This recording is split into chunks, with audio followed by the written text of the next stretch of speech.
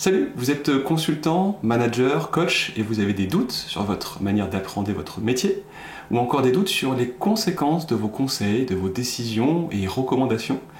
Pas de panique, j'ai un livre pour vous, Le salaire de la peine de Sylvain Perragin, qui décrypte notamment comment ces métiers mal compris, mal exercés peuvent avoir un impact direct sur le bien-être des salariés. Avant d'aller plus loin, je me présente, je m'appelle Denis et je tiens à remercier l'équipe ainsi que la communauté Scrum Life qui aide au quotidien la chaîne à vivre. Le livre que je vous présente aujourd'hui, le voici, Le salaire de la peine, un ouvrage écrit en 2019 par Sylvain Perragin qui est psychopraticienne et consultante en entreprise. C'est un livre qui fourmille d'exemples sur ce que l'auteur dénonce comme le business de la souffrance au travail. C'est un livre court mais dense.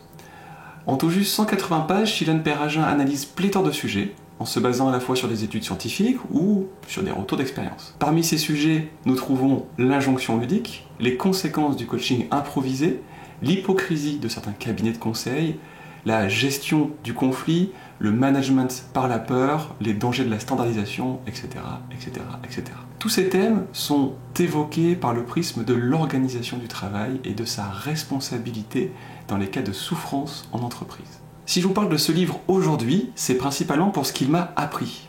Ce qu'il m'a appris sur le management, mais aussi ce qu'il m'a appris au regard des impacts parfois désastreux de l'exercice des métiers de consultant ou de coach. Commençons par le management, et plus exactement par le métier de manager. Sylvain Perragin nous explique qu'un manager a pour fonction de faire respecter les règles, de protéger, soutenir, de faire progresser les personnes. Sa mission est de développer la coopération. Elle précise, et là je la cite, que l'intérêt du management est de pouvoir faire réussir les autres. C'est la responsabilité que prend un manager en acceptant ce poste. J'aime beaucoup cette définition, je la compléterai cependant avec une citation d'Yves Morieux, auteur du livre Six Simple Rules. Manager, c'est accompagner des personnes afin qu'elles réalisent ce qu'elles ne feraient pas spontanément. Pourquoi cette précision? Pourquoi cette autre citation? Car selon moi, manager, c'est aussi influencer. Au-delà de cette définition, Sylvain Perragin donne de nombreux exemples de pratiques managériales, de mécanismes ou de fonctionnements générant du stress et des risques psychosociaux. Elle parle notamment du fait que, dans l'exercice de son métier de psychopraticienne et consultante, la plupart des managers qu'elle rencontre sont incapables d'exercer l'autorité correctement. Soit ils sont dans un rapport de force et imposent leurs lois et leur façon de penser, soit, le plus souvent, ils n'exercent aucune autorité et ne veulent pas gérer les conflits. Elle explique ainsi que l'incapacité des managers à fixer un cadre et à le faire respecter est extrêmement génératrice de stress. À ce sujet, si vous vous demandez comment poser un cadre au sein d'une équipe, je vous conseille de définir par écrit avec l'équipe un accord de travail listant des pratiques, mais aussi des comportements souhaités et non souhaités. Pour en savoir plus, je vous invite à regarder la vidéo de Jean-Pierre intitulée « Charte d'équipe, poser le cadre ». De cette insuffisance managériale, qui ne repose évidemment pas que sur la mauvaise utilisation ou sur la non-utilisation de l'autorité, de cette insuffisance managériale peut découler un mal-être des salariés.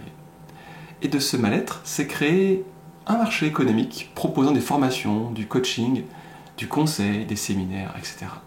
Et c'est un business très juteux que fustige Sylvain Perragin tout au long de son livre en dénonçant notamment le coaching improvisé réalisé par des personnes sans formation spécifique et sans expérience qui bricolent avec l'inconscient des salariés, l'injonction au langage positif et au divertissement empêchant les conflits de s'exprimer, les consultants extérieurs ne se rendant pas compte qu'ils peuvent être instrumentalisés par l'employeur et ce pour se dédouaner ou se retourner contre les salariés, le recours systématique à des cabinets extérieurs plutôt que l'utilisation de talents ou de forces internes à l'équipe ou à l'entreprise. Et enfin, la standardisation des process, qui est à la fois une négation de l'individualité des salariés, mais aussi une négation des identités des métiers.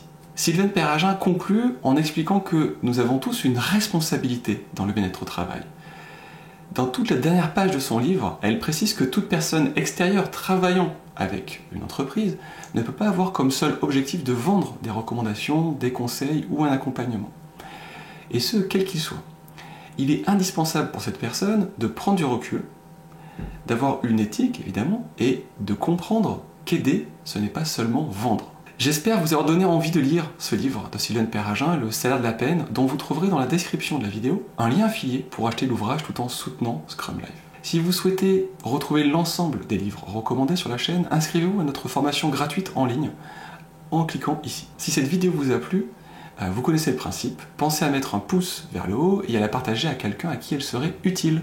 Je vous remercie et je vous dis à très bientôt.